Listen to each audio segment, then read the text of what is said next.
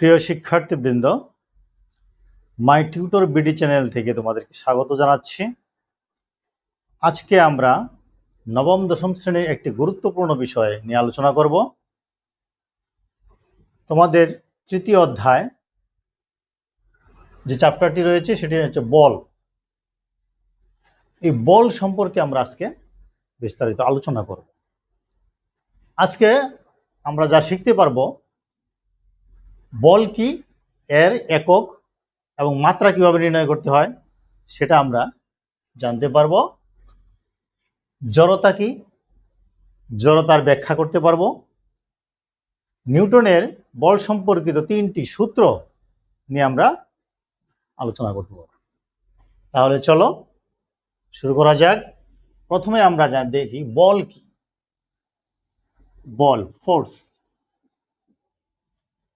বল হচ্ছে কোনো বস্তুর উপর যদি আমরা ক্রিয়া করি তাহলে সেই বস্তুটাকে হয় তার অবস্থার পরিবর্তন করি বা করতে চাই। বল সম্পর্কে আমরা বলতে পারি কোনো বস্তুর উপর ক্রিয়া করে যদি তার অবস্থার পরিবর্তন করে বা করতে চায় তাকে আমরা বল বলতে পারি।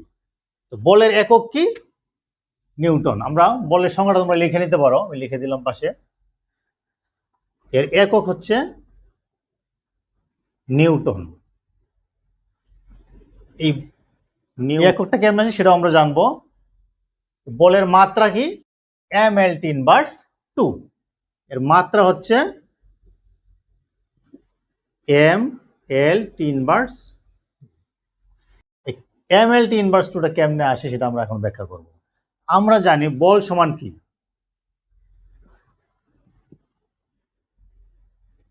বল সমান ভর ইনটু ত্বরণ।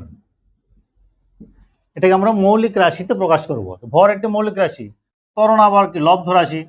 আমরা প্রথম অধ্যায়ে পড়েছি বিভিন্ন রাশি। ত্বরণ হচ্ছে বেগ বাই সময়। বেগ আবার কি রাশি? লব্ধ রাশি। এটাকে আবার মৌলিক রাশিতে নিতে গেলে কি করতে হবে? বেগ সমান কি লিখতে পারি? সরণ বাই সময়। সরণ বাই সময়। এই সময় আর নিচে আরেকটা সময় আছে, তাহলে কি হবে? সময়ের স্কোয়ার। তার মানে বল তিনটি মৌলিক রাশির উপর নির্ভরশীল করে বিধায় বল একটি লব্ধ রাশি। এখন মাত্রা বলকে আমরা কি দ্বারা প্রকাশ করি? এফ দ্বারা প্রকাশ করি। ভরকে এম দ্বারা প্রকাশ করি, সরণকে এল দ্বারা প্রকাশ করি, সময়কে টি দ্বারা প্রকাশ করি। তাহলে মাত্রাটা কি দাঁড়াচ্ছে? M L T inverse. এটা হচ্ছে বলের মাত্রা শব্দ। আশা করি ক্লিয়ার। বল সমান ভর ইন্টু ত্বরণ। ত্বরণকে আবার লিখতে পারি বেগ বাই সময়। বেগ কি লিখতে পারি? সরণ বাই সময়। সময় সময় সময়ের স্কোয়ার। এখন মাত্রা হচ্ছে, মাত্রাকে আমরা থার্ড ব্র্যাকেট দ্বারা দেখি, বলকে এফ দ্বারা প্রকাশ করি, M into L by T square, অর্থাৎ এম এল টি ইনভার্স 2। এটা হচ্ছে বলের মাত্রা। তাহলে আমরা বলের একক ও মাত্রা জানলাম। এইবার আমরা নিউটনের গতির তিনটা সূত্র যে আছে, প্রথম সূত্রটা জানার আগে আমরা আরেকটি বিষয় নিয়ে আলোচনা করব, সেটা হচ্ছে জড়তা। তাহলে জড়তা হচ্ছে কোনো বস্তু যে অবস্থায় আছে চিরকাল সেই অবস্থায় থাকতে চাওয়ার প্রবণতাই হচ্ছে জড়তা। অর্থাৎ এই টেবিলে একটি বস্তু আছে, এই কলমটা এখানে রাখলাম, এটা যদি আমি এখানে না সরাই এটা এখানেই চিরকাল এখানেই থাকবে। আর গতিশীল বস্তু যেটা যে গতিতে চলতেছে সেই গতিতেই চলতে থাকবে। এটাই হচ্ছে জড়তা। জড়তা দুই ধরনের, একটা স্থিতি জড়তা, গতি জড়তা। স্থির বস্তু স্থির থাকতে চাওয়াটাই হচ্ছে স্থিতি জড়তা, আর গতিশীল বস্তু গতিশীল থাকতে চাওয়ার প্রবণতাই হচ্ছে গতি জড়তা। যেমন তোমরা খেয়াল করবে, তোমরা মোটর সাইকেলে অনেকে উঠো, তোমার বন্ধু যখন সামনে ড্রাইভ করে, যখন স্টার্ট করে গাড়ি কিন্তু হঠাৎ করে সামনের দিকে চলে যায়, তখন পিছনে যে বসা থাকে তখন সে কিন্তু পিছনের দিকে ফেলে পড়ে। এর কারণটা কি? তার বডিটা স্থির থাকতে চায়, ওই জায়গাতেই থাকতে চায়, যার জন্য সে পিছনের দিকে হেলে পড়ে। গাড়িটা সামনে যায় ঠিকই, কিন্তু ওই জায়গাতে থাকার কারণে সে পিছনের দিকে হেলে পড়ে। এগুলো স্থিতি জড়তা। গতি জড়তা হচ্ছে, তোমরা বাসে চলেছ, বাসে চলার অভিজ্ঞতা সবারই আছে। বাস সে ড্রাইভার যখন হঠাৎ করে ব্রেক ধরে তখন কি হয়? যাত্রীরা সামনের দিকে ঝুঁকে পড়ে। এর কারণটা কি? কারণ বাসটি যখন গতিশীল ছিল, তোমরা সবাই, যাত্রীরা সবাই কি গতিশীল ছিল। বাসটি যখন ব্রেক ধরে তখন বাসটি থেমে যায় ঠিকই, কিন্তু যাত্রীরা গতিশীল থাকার কারণে সেটা সামনের দিকে ঝুঁকে পড়ে। এটা হচ্ছে গতি জড়তা। আশা করি জড়তা সম্পর্কে তোমরা বুঝতে পেরেছো।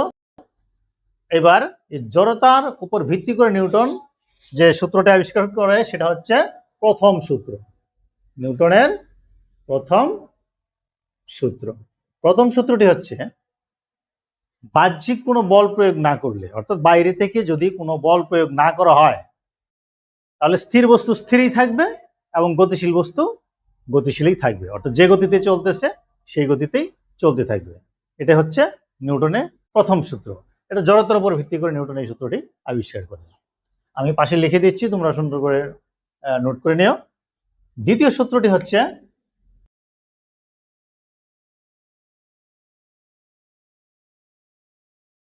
কোন বস্তুর ভরবেগের পরিবর্তনের হার বস্তুর উপর প্রযুক্ত বলের সমানুপাতিক এবং বল যেদিকে ক্রিয়া করবে ভরবেগের পরিবর্তনও সেদিকে ঘটবে। খেয়াল করো, বস্তুর ভরবেগের পরিবর্তনের হার, কোনো বস্তুর উপর যদি আমরা বল প্রয়োগ করি, ধরো মাঠে একটি ফুটবল, এটাকে যদি যে পর্যন্ত তুমি লাথি না দেওয়া হবে সেই পর্যন্ত ওটা ওখানেই থাকবে। বলের উপর যদি ক্রিয়া করা হয় তাহলে বলটা চলবে, গতিশীল হবে। এখন এই বলের পরিবর্তে যদি তোমাকে অন্য একটা ভারী বস্তু দেওয়া হয়, তোমাকে যদি একটা সরাতে বলে, ধরো টেবিলটা, এই টেবিলটাকে যদি তোমাকে সরাতে হয় তাহলে কি পরিমাণ বল প্রয়োগ করতে হবে? অধিক পরিমাণ বল প্রয়োগ করতে হবে। অর্থাৎ বল নির্ভর করবে বস্তুর ভরের উপর। তাহলে ধরো একটি বস্তুর ভর এম, একটি বস্তুর ভর এম, এর আদি বেগ ইউ,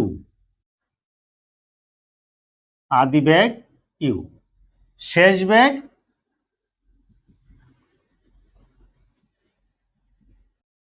ভি। তাহলে আদি ভরবেগ কত? আদি ভরবেগ এম ইউ, শেষ ভরবেগ এম ভি। সুতরাং ভরবেগের পরিবর্তন তাহলে কত হলো? ভর বেগের পরিবর্তন M V minus M U. যদি এই ক্রিয়ার সময়কালটা যদি টি হয়, টি সময়ে ভরবেগের পরিবর্তন এত, তাহলে একক সময়ে ভরবেগের পরিবর্তন কত হবে? একক সময়ে ভরবেগের পরিবর্তন হবে m V minus M u by t. তাহলে এটা কি ভরবেগের পরিবর্তনের হার। একক সময়ে ভরবেগের পরিবর্তনের হারকে বলা হয় কি? ভরবেগের পরিবর্তনের হার হচ্ছে m V minus M u by t. এখন এটাকে যদি আমরা এম কমন নিই তাহলে কি হয়? V minus you by t. তাহলে কি দাঁড়ালো এটা? ভি মাইনাস ইউ বাই টি সমান আবার এ, ত্বরণের সূত্র এম এ। আর নিউটনের দ্বিতীয় সূত্র অনুসারে আমরা কি জানি? বল প্রপোর্শনাল এম এ। অর্থাৎ এই যে আমরা আগে বললাম বিবৃতিতে যে কোনো বস্তুর ভরবেগের পরিবর্তনের হার, এই যে পরিবর্তনের হার প্রযুক্ত বলের, এই যে বলের সমানুপাতিক, এফ প্রপোর্শনাল এম এ। এখানে আমরা কি করতে পারি? এফ সমান কে এম এ। এখানে কে একটি সমানুপাতিক ধ্রুবক, এখানে কে একটি কি সমানুপাতিক ধ্রুবক, কে হচ্ছে একটি ধ্রুবক। এখন যদি এফ যদি 1 নিউটন হয়, এম যদি 1 কেজি হয়, বস্তুর ভর যদি 1 কেজি হয়, ত্বরণ এ যদি 1 মিটার পার সেকেন্ড স্কোয়ার হয়, তাহলে কে এর মান দাঁড়াচ্ছে কত? কে এর মান দাঁড়াবে কত? 1 সমান কে ইন্টু 1 ইন্টু 1। সুতরাং কে সমান 1। তাহলে আমরা এখানে মান বসাতে পারি এখানে। সুতরাং এফ সমান 1 ইন্টু এম, অর্থাৎ এফ সমান এম। এটা নিউটনের দ্বিতীয় সূত্র থেকে আমরা এফ সমান এম এ প্রমাণ করতে পারি এবং এই সূত্রের সাহায্যে আমরা বিভিন্ন গাণিতিক সমস্যার সমাধান করতে পারবো। এবার আসি আমরা নিউটনের তৃতীয় সূত্রটি। এটা খুব কমন একটি সূত্র, সবাই বলে, সবার মুখে মুখে, যে প্রত্যেক ক্রিয়ারই একটি সমান ও বিপরীত প্রতিক্রিয়া আছে। প্রত্যেক ক্রিয়ারই একটি সমান ও বিপরীত প্রতিক্রিয়া আছে। Every action has equal and opposite reaction.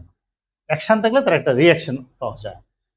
তোমরা ফুটবল খেলো অবশ্যই, ফুটবল যখন বাউন্স করো মাটিতে তখন কি হয়? উপরে উঠে। যদি জোরে বাউন্স করো আরো বেশি উপরে উঠে, যত জোরে বাউন্স করবে তত বেশি উপরে উঠবে। অথবা দেয়ালে যদি একটা বল থ্রো করো তোমার কাছে ফিরে আসবে, জোরে থ্রো করলে এটা আরো অনেক দূরে গিয়ে সরে আসবে। এটা হচ্ছে নিউটনের তৃতীয় সূত্র। যেমন ক্রিয়া করবা ঠিক তার পাল্টা প্রতিক্রিয়া হবে। নিউটনের তৃতীয় সূত্রে অনেক ব্যাখ্যা আছে, বাস্তব ব্যবহার আছে। আমরা হাঁটি কিন্তু কিসের উপর ভিত্তি করে? এখানে নিউটনের তৃতীয় সূত্রের উপর ভিত্তি করে। আমরা যে বলে মাটিতে আঘাত করি, মাটি আমাদেরকে সেভাবে বলে উপরের দিকে ঠেলা দেয়, ধাক্কা দেয়। এটা হচ্ছে নিউটনের তৃতীয় সূত্র। আশা করি তোমরা বুঝতে পেরেছ।